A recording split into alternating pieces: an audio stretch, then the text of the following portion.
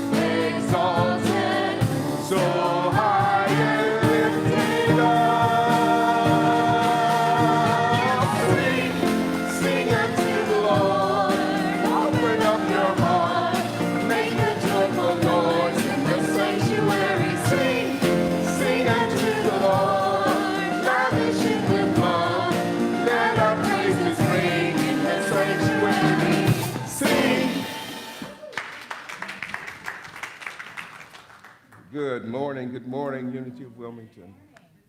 Glad that you're all here, those that are here in person and those that are online today. We want to welcome our guest speaker today. That is Wally White, who is here from Unity in Greensboro. We want to thank our guest pianist, Ellie Erickson, our band,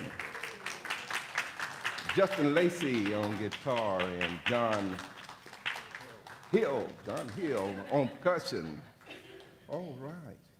If this is your first time, we're mighty glad that you're here. Thank you for joining us. We're grateful that you're part of our spiritual community. So now let's everyone join me in our statements of being together here. There is only one presence and one power active in and in my life, God the good, God omnipotence. And our three affirmations. I am a beloved expression of God. I am here for a holy purpose. I'm in the right place at the right time, right now. And now for our guest soloist, Heather Schnitzler.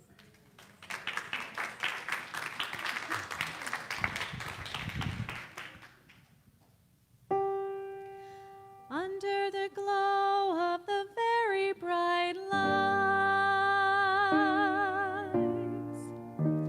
I turn my face toward the warm night sky, and I am not afraid of 1,000 eyes if they're above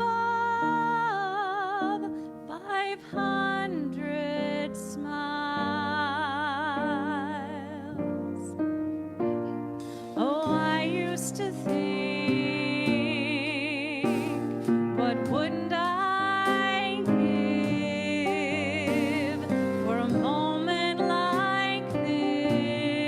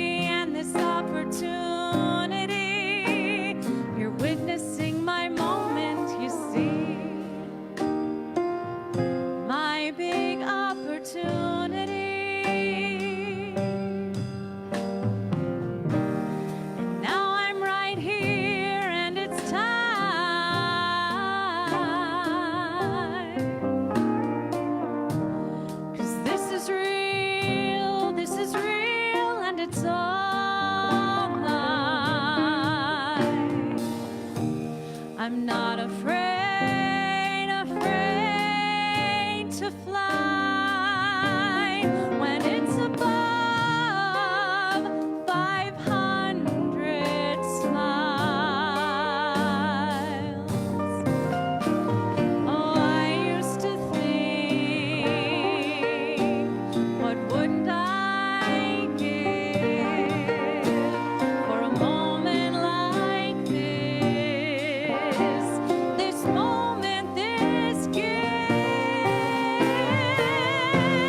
And now look at me and this opportunity standing right in front of me. But one thing I know, it's only part luck, and so I'm putting on my best show. Under the spotlight, I'm starting my life. Big dreams becoming real tonight. And so look at me and this opportunity. You're witnessing my moment, you see. My big opportunity. I won't waste it, I guarantee.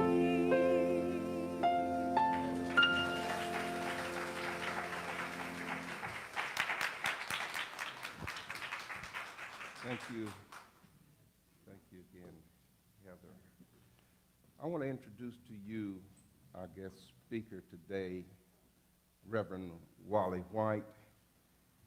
He's here today to share with us what he's discovered to be his sacred why. Why is he here on earth? To be the very best child of God that he can be, and share with us and others how he goes about doing that. What a wonderful thing. How does he do that? Well, his passion is sharing stories and lessons from the Bible as he's interpret them metaphysically. And we're so glad that you're here. So glad that you're here. And without further ado, Reverend Wally White. Thank you, sir. Thank you. I got notes. So, and I break things, apparently. Let's see, does that go right? Thank you. There we go. I don't break things too bad. There we go. And I also keep myself in check with a timer. So, good morning, everybody. In fact, I do. It's my passion is the metaphysics, and that's what made Unity more attractive to me than other new. Like I've been introduced to lots of different New Thought philosophies, and I used to sing when I lived out in Los Angeles. At least once a month, for about 5 or 6 years, I was at one of the Centers for Spiritual Living in La Crescenta, and there's great lessons within religious science, and I did study with my ordination in Course in Miracles, and there's great information there. But what I really loved that Unity specifically offered was the metaphysics within the Bible, so that people who I love, who go to more traditional churches, that instead of being yet another reason to have another us and them, like we can connect. And my mom went to a Southern Baptist church her entire life. And so when I would come home, especially after first learning New Thought, I was like, ugh. It's like just kind of gripping the pew a little bit while her minister talked a lot about the devil. And, but then, like as I was learning more and more, and I learned, I didn't have to have the Metaphysical Bible Dictionary with me every second. Like I started getting some of the basics, and I got in there. He's still talking about the devil, but now I could hear it and hear the message about negative thinking, and not only endure it without having to grip, like get something out of it, right? So that's what I love, and I'm going to be doing a series in August in Greensboro. For July, we're doing an entire year's worth of holidays in a month. So I did Valentine's Day last week, And they did Freedom today, and then my next 3 weeks I'm doing Thanksgiving, Christmas, and New Year's in July. But I'm like, let's celebrate, you know. But we're going to do a burning bowl and everything. I'm excited. But anyway, so for August, I'm doing a month's worth of the I Am, the Jesus calls to action. And so you're getting the first step of that today, and the title of that is Get Off the Boat. Get off the boat. Walk on your water and allow yourself to be there. And so that's what ultimately I want to talk with you all today. And we're going to look at it from the version that's told in Matthew. This same story is told in 3 of the 4 Gospels. So it's told in Matthew and Mark and John. And what metaphysics does, like without metaphysics, you're like, well, why are these 3 stories slightly different from one another? It's for the same reason that if you all leave here today and start telling people something I said, it's not going to be exactly what I said, because you can hear it from your own perspective, and then you're going to go retell it from that perspective. I learned a long time ago, because I would speak to my mom's made her transition now, but we talked every day, and sometimes 2 and 3 times a day, but I learned that sometimes when she went and told somebody else what I was doing that I had told her about, that what she was telling them was what she was thinking about while I was telling her what and I'm like, well, she's not intentionally not telling you the right thing. That's just where her mind was at the time. And I was listening to a talk recently that's on YouTube. There's a lot of Alan Watts stuff that's been uploaded onto YouTube, I think, in the last year. And there was one where he was talking about, he's like, I can hopefully be giving you a very profound and useful lesson. And I'm speaking into a microphone. And now you're hearing what I have to say is now somewhat dependent on the quality of the sound system and the microphone and the speakers as to what comes out of my mouth, what you will actually receive. And that's how our consciousness work as well. Like we all have our own paths that we're walking. We've got similarities, but we've got all our own things. So my prayer is always, when I come up to speak, is that you hear what you need for your thing, right? And my example of that is always like, if I say the sky is blue, and that's all I was really intended to say is the sky's blue today, instead of today, I guess, I'd say the sky's gray today. And like, maybe that's all I was intended to say, but you're like, gray. That reminds me of this thing that I need to go do. So light it up and let your path and guide yourself and trust yourself. And that's ultimately what we're talking about too, is the trust and the faith of moving forward with your call of whatever it doesn't have to be a big serious. You can have a call to just go somewhere, and by being there, you gave a tip at the restaurant to the server that needed that extra money that day, whatever the thing is, So when we're looking at the story of Jesus walking on the water, and then in Matthew is the only version that says that Peter also walked on the water. And for me, the Peter walking on the water is the greater lesson. Because, right, like there's the stories of Jesus doing all the other miracles, so why not this one too? If you're just looking at it at the physical level, before we get into the beyond the physical, the metaphysics of how we use this for our own thinking and feeling natures. But if you just were to say, yep, I believe Jesus did all these different things, it's like, yeah, okay, he walked on water too. But Peter then walked on water. Matthew's the only one that tells that. Matthew metaphysically represents our will. So we're talking about kind of our power of our will and how we use that in this one. Whereas Mark is kind of the ever helper, and he just talks about Jesus walking out there and then getting on the boat. And John is from love, and he's talking about Jesus coming out there and comforting them and being like, don't be scared, it's just me, and getting on the boat. But Matthew says Peter walked on the water.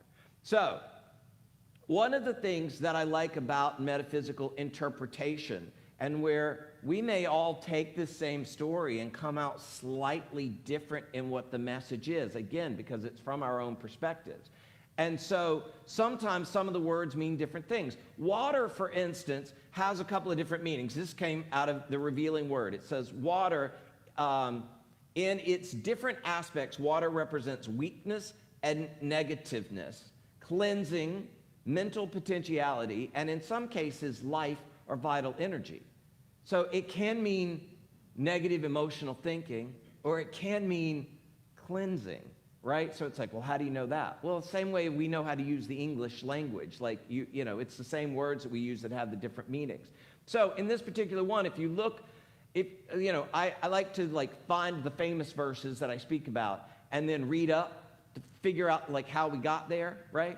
So when we look there in Matthew, and again, this is slightly different. Mark talks about John the Baptist being beheaded, but like then he skips to Jesus without somebody telling Jesus about it. Matthew, again, John is killed by their government or whatever, and then somebody lets Jesus know.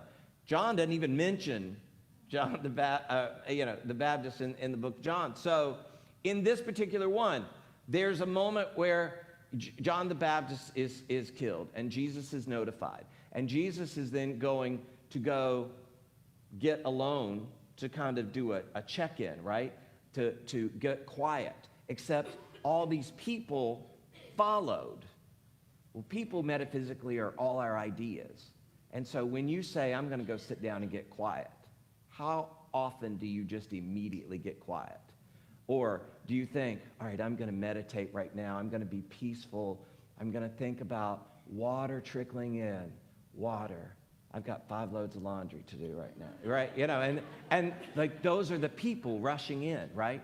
And so what happens in this particular story of when the people come rushing in, then the disciples say, hey, it's getting close to dark time. There's 5,000 people here. You need to send them on into the town so they can get food. And then Jesus does the miracle of feeding the 5,000 from the 5 loaves of bread and the 2 fishes. So that story happens. Tell that one another day. But that happens. They get it done. All 3 of the books, while they're different on a bunch of things, all 3 of them say that the scraps left over were 12 baskets of bread, which is substance, that once you start pinching it off, you can get more and more from it. Like once you start acknowledging that you have substance and you've prayed on it and say, there's more than I need here, I've got all I need is available to me, then it keeps multiplying because you're allowing it to, right? And so that happened. And then Jesus said to the disciples, who are our 12 powers, the 12 disciples are our 12 powers. I'm not going to read, say them all to you because I'd have to start trying to remember some of them. But, are your 12, your love, your faith, your strength, your zeal, all of those. Those are your 12 powers. He's like, go get on the boat and go on. I'm going to send the people away. And so Jesus sent the people away by then going on to a mountaintop to sit. And mountaintop is to get into our higher consciousness thinking. And how do you get to your higher conscious thinking? By shutting down all the chatter, you need to do this, or, there's this problem. I don't know how you're going to fix this problem. And it's like shutting all that down, sending it away, going to the mountaintop. You can do that right here in this room. You don't actually have to go climb a big rock. You can just say, I'm getting to that place of higher consciousness. We talk about connecting to God. But it's a useful phrase to say it. But the truth is we're all one with God all day, every day. We're not connecting. We're already connected. We're simply turning our attention from what may be ego thoughts or from just the human experience thoughts to our higher consciousness that all of us have. Like you don't need a title of reverend to get to higher consciousness. We all have that ability, right? So Jesus goes to the higher consciousness, clears out all the people, and then the boat is out and about, right? So here's what it says in there. I'm just going to read you some of the stuff. I'll go back on the metaphysics. Immediately, Jesus made the disciples get into the boat and go on ahead of him to the other side, while he dismissed the crowd. After he dismissed them, he went up on a mountainside by himself to pray. Later that night, he was there alone, and the boat was already a considerable distance from land. The waves and the wind were up against it, and so shortly before dawn, Jesus went out to them, walking on the lake. When the disciples saw him walking on the water, they were terrified. "It's a ghost," they said, and cried out in fear. But Jesus immediately said to them, "Take courage, it is I, don't be afraid." "Lord, if it is you," Peter replied, "tell me to come out on the water." "Come," he said. He didn't think about it. There was no preparation. Just do it. Come, right? And then Peter got out of the boat, walked on the water, and came towards Jesus. But when he saw the wind and was afraid and beginning to sink, cried out, "Lord, save me." Immediately Jesus reached out his hand and caught him. "You of little faith," he said, "why did you doubt?" And when they climbed into the boat, the wind died down. Then those who were on the boat worshiped him, saying, "Truly you are the Son of God." When they had crossed over, they landed in, I meant to look this up, Gennesaret, I don't know the name of this town, but it's a big word that starts with a G.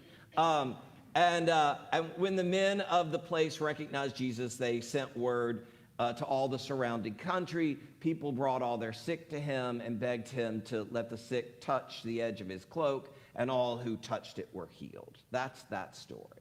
Now, lovely story, inspiring story of the man who walked on the water. But now let's see what it means to us, how we can use it today in whatever you've got going on that you were thinking about before you got here, or something you know you got to work on when you get out of here, right?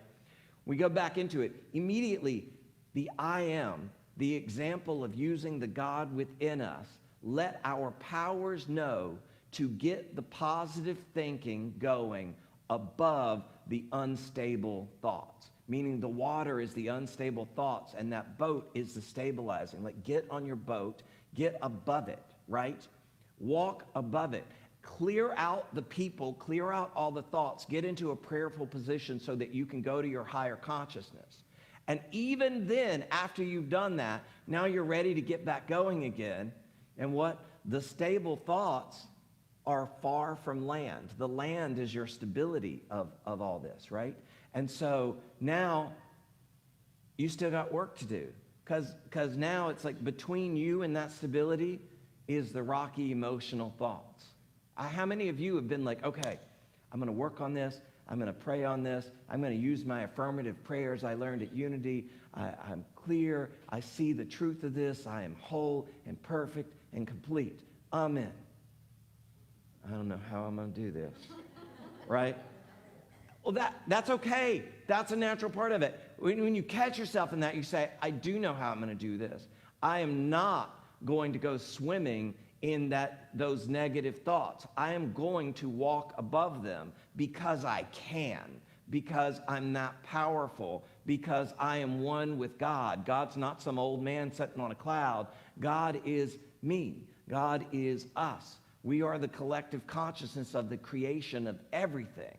And I'm going to stop and check in on that to know that, so that I can just see a little straight and walk above it, right? And then when Peter, who represents faith, said, call me out there, the I am's like, yeah, come on. Let's do this. Your faith, faith can definitely walk on water. But when we're in that faithful place and then we start paying attention to what they said on the news, and we're like, oh, this world is going hot. Now, I don't know even what to do about this bad thing and this bad thing, and I don't care what he says. You can't tell me it's all good in this thing that has happened. And it's like, these things have happened, and God is still good all the time, and God is still all there is, so good is what there is all the time, if I allow myself to get focused into that place. Because when I start looking at the storm going on around me, what I know from this story is I will sink. And I don't want to sink, because sinking isn't like, pretend you just got your hair done and you don't want to get it wet. See, some of us don't mind going swimming, but there's a time when you don't want to get wet. In this case, when you're talking about the emotions and your emotional thoughts, and you want to stay above ground, you don't want to get wet. And you have the power to do that. And at some point, you may start sinking, but that doesn't mean you have to go to the bottom. You can catch yourself wherever you are and start saying whatever affirmations work for you, and start saying whatever you need to do, and you will get yourself to a stable place at some point, and then you're going to be called to go back out there. And that's when it's like, there's going to be this piece that's like, no, this feels really good, this feels really safe, I think I'll just stay right here. but I'm being called to go over there, but I don't know how to get there because that's water. And it's like, walk. Get off the boat.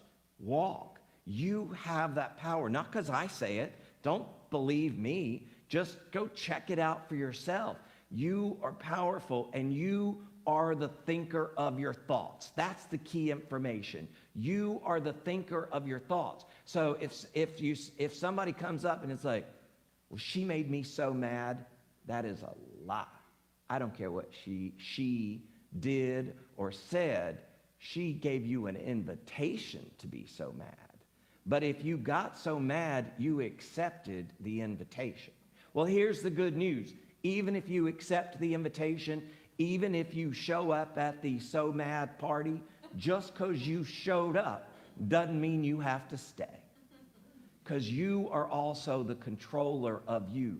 You're responsible for your life, and that gives you the power to make the decisions that work the best for you. There will be people, when you exercise that kind of confidence and that kind of knowing of who you are, that will make them so uncomfortable. They need you to feel bad and be scared with them.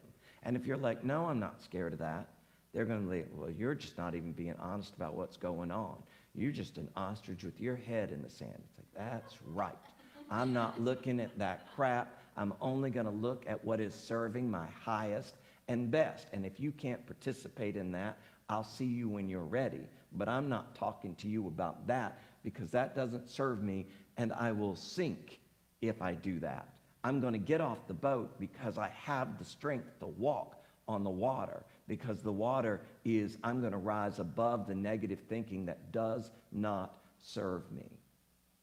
Now, the reason why I added in the part about the place that I don't know how to pronounce is that place what represents a sea of divine life. Like, so why are you going to bother to walk? Why do the trouble if you're already on the boat and it's comfortable and safe? Why would you even want to do the effort of walking above? Like, you're already on a boat that's above it. I say that, by the way, when people talk about skydiving, I'm like, never going to do it. Like, never say never, but never going to do it, because I don't know why I would jump out of a perfectly good airplane that's got me up, right? And so there are times when you're like, emotionally, this boat's good. Why on earth would I do that? Because you're being called to your divine life, to live your highest and best life. And sometimes that's going to call, you have to move forward. You can't stay still. Stagnation is death. And death doesn't have to just be of the body. It can be of whatever, like, that's the other miracle of what can you bring back to life and what are you good with having buried, right? It's like, it's yours to move forward with. And you're always called to live your divine life. And that is going to require all of us at some point to either sink and swim through the emotional stuff till we can finally get to the good, or when we get tired of swimming, say, hey, wait a minute, I have this power that allows me to rise and walk above this. And I'm going to do that. And I'm going to see if I've got some other like-minded friends that can help support me, and we'll support each other and we can walk. But if I currently just have the negative chatter friends, I'm going to let them go and have their party, and I'm going to go do this trail walk on my own, right? Do what serves you to live your highest and best, because when you're doing that, you're not just getting the highest and best for yourself. You're serving it out to the whole world. When you start serving, like, the best description I ever got of that is if there's a fire going on and you're running around giving everybody water, if you don't stop at some point and refill the pitcher, which is yourself, then you don't have anything else to give anybody else. So it is always important to do that check-in, to fill yourself up, to support yourself, because when you're doing that, all the other people that you're like, well, I should be helping them. If you want to help them, you better help yourself first so you have anything to help them with. And you have that. And here's the thing, you don't even have to create any of that. It's already available. You just have to stop. It's kind of like the connecting with God. It's not that you got to go create this thing. It's that you got to stop and get quiet and remind yourself of who you are and what you are, and then connect to it that way. I love you. I bless you. I behold the Christ in you, and I thank you all for having me here today.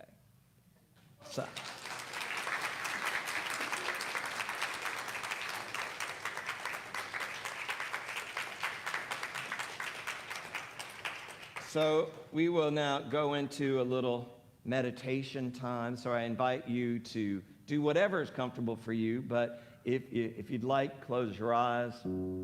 I like to put both of my feet solidly on the floor to ground myself. To turn my attention to my breath. At first, at least, not breathing on purpose, but just paying attention to the life flow that is happening naturally.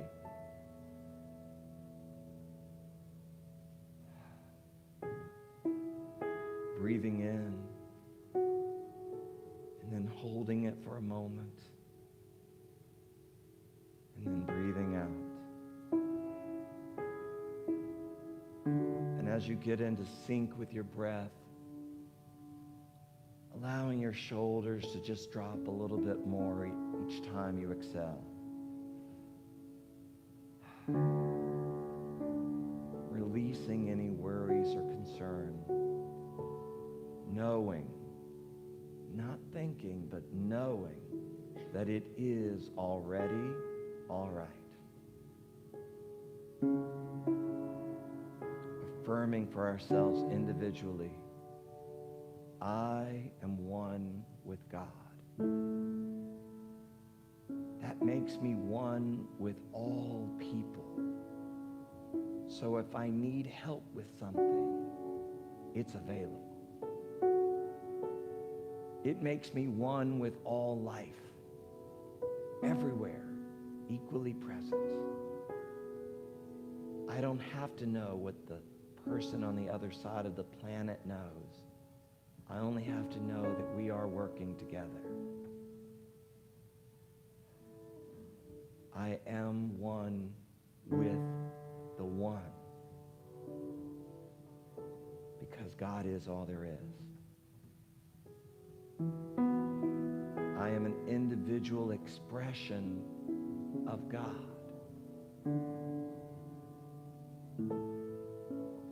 If God is the ocean, I am but one of the waves that is participating in the movement, that is participating in the life. I am called forward. I have good reason to be here. And I relax in that.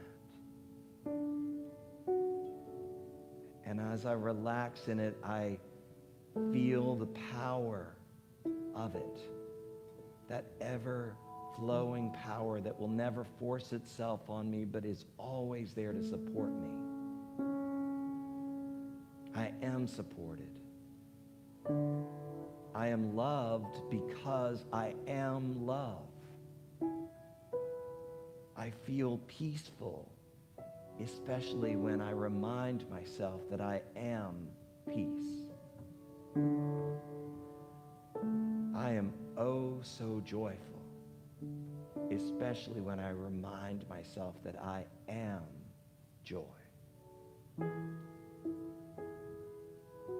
I move forward into this day excited, expecting it to be wonderful.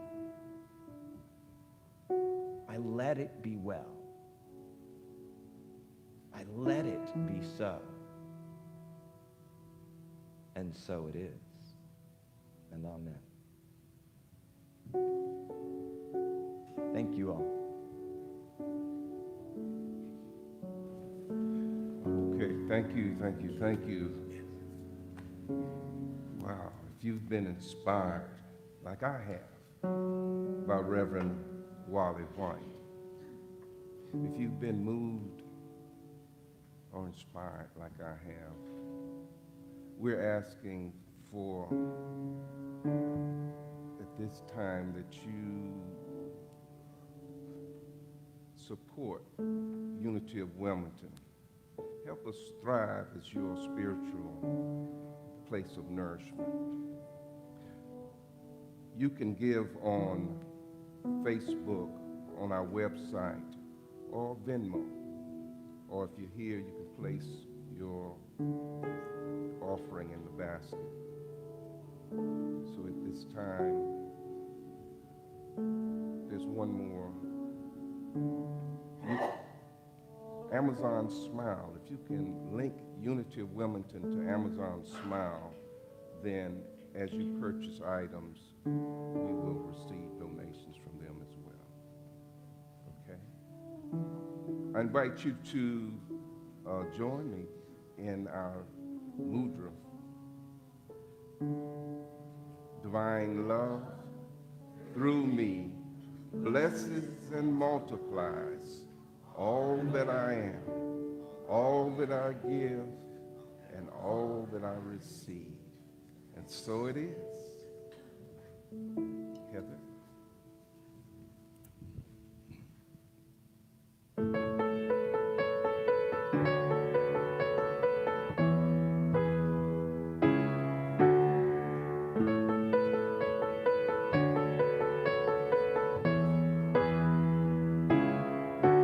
In the way that the mountains greet the morning sky, there's a feeling in the air so rare that you can't deny.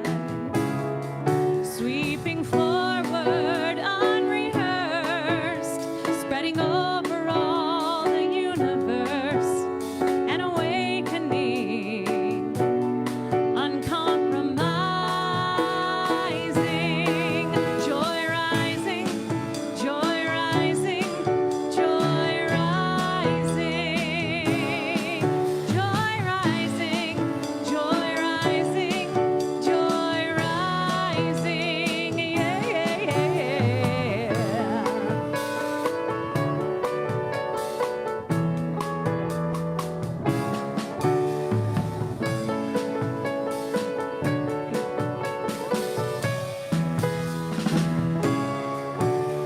It's a feel-good virus you cannot explain, rolling out at the speed of light like a runaway train, like a flash mob celebration, fearless jubilation, an awakening, uncompromising, joy rising, joy rising, joy rising, joy rising, joy rising, joy rising, oh yeah, yeah, yeah.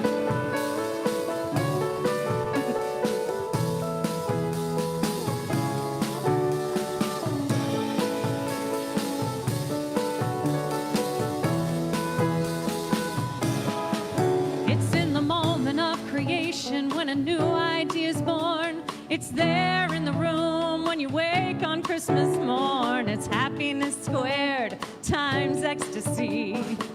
It's a moment of unity. I believe that we are finally here, standing at the crossroads of a new frontier, a realization of heaven here and now, awakening to the dream that's escaped us somehow. Joy rising, joy rising, joy rising,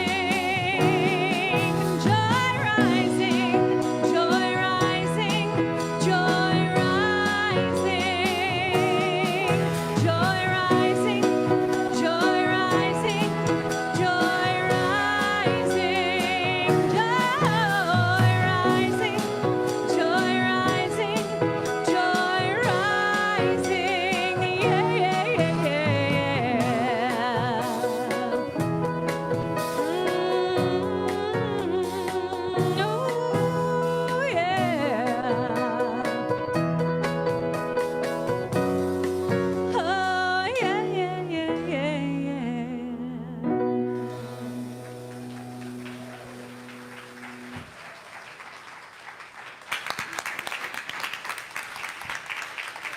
Thank you, Heather Setzler. Well, we're coming to a close today. Well, could you join me in the Aromatic prayer?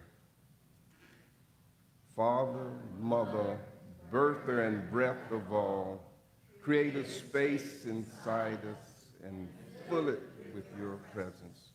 Let oneness now prevail.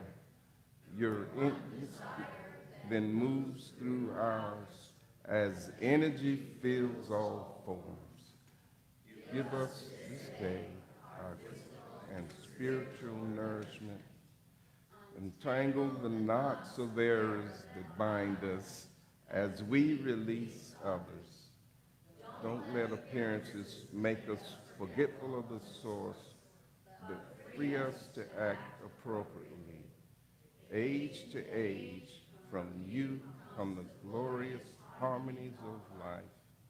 May these statements be fertile ground from which our future grows. Amen and amen. All right. We're going to have let's have our announcements. We do have some footage from Reverend Elijah Bloom. Yes. Hello, Unity of Bloomington. It's Eliza Bloom Robinson, your transitional consultant. I wanted to pop in just real quickly and invite you very personally, you who are watching this quick video, to our next upcoming Stepping Stones workshop. It's all about discovering our sacred why as a ministry. And the process that we're going to go through is inspirational, experiential, and expansive. And why do we want to discover our why? Because when we know what our why is as our ministry, it is as if it ignites in us everything else. It brings us together in a way that there are no questions about how we be in the world and what we do in the world. So it's a very important step in our transitional process. And why do we want you there? We want you there if you happen to be somebody who's invested in this ministry. We want you there if you're brand new in the ministry. We want you there if you've been in the ministry a long time. We want you there because your voice matters. The process that we use is not aspirational, like dreaming it up, but it is reflective in the places that have us come alive, in the places that we have come alive, in the places that really have impacted this ministry. So it's a discovery process. It's a lot of fun. You will gain something personally, and you will gain for this ministry a deeper connection, a deeper ownership, a deeper sense of co-creation of the future of this ministry. So sign up now. Plan to spend your Saturday, July 16th with us. We start at 10, we'll be done by 4, and lunch will be provided. So I'm looking forward to seeing you there. Why? Why not? See you soon.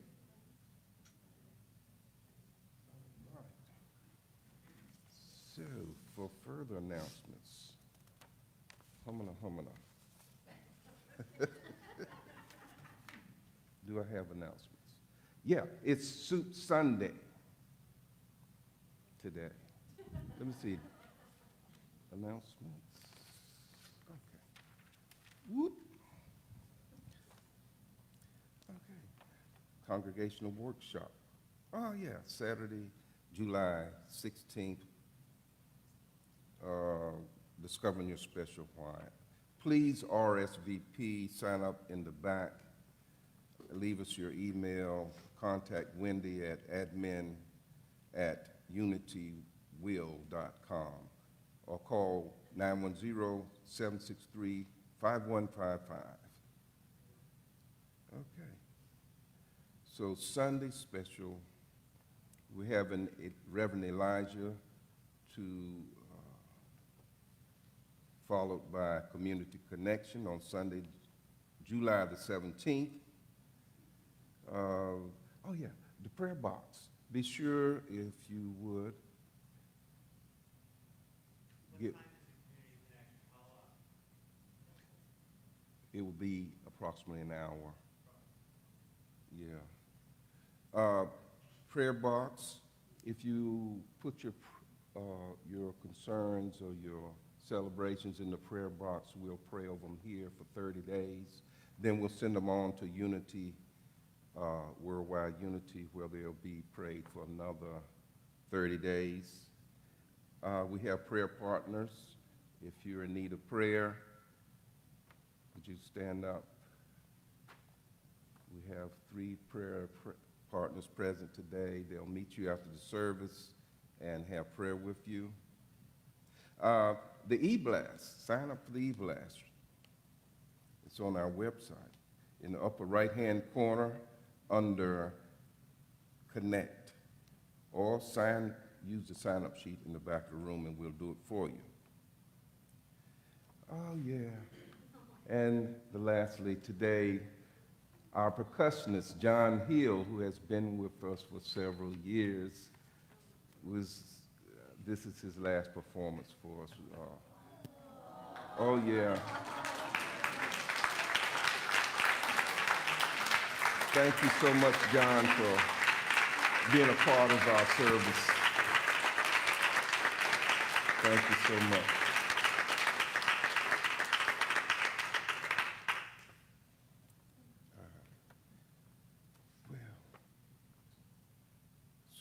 We have upcoming speaker next weekend will be Reverend Elijah Bloom Robinson. Dr. Herbert Harris will be here for us on July the 31st.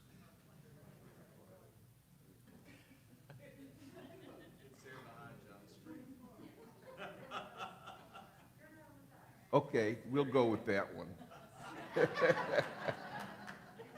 Sorry about that, Reverend Harris. And July the 31st, we'll have Reverend Dr. Ellen Contente. August the 7th, James King. Oh, is that King James? No. Okay. So that concludes our service for the day. Join us for Soup Sunday. And we'll close with our peace. What's the name of it? Oh, the peace song.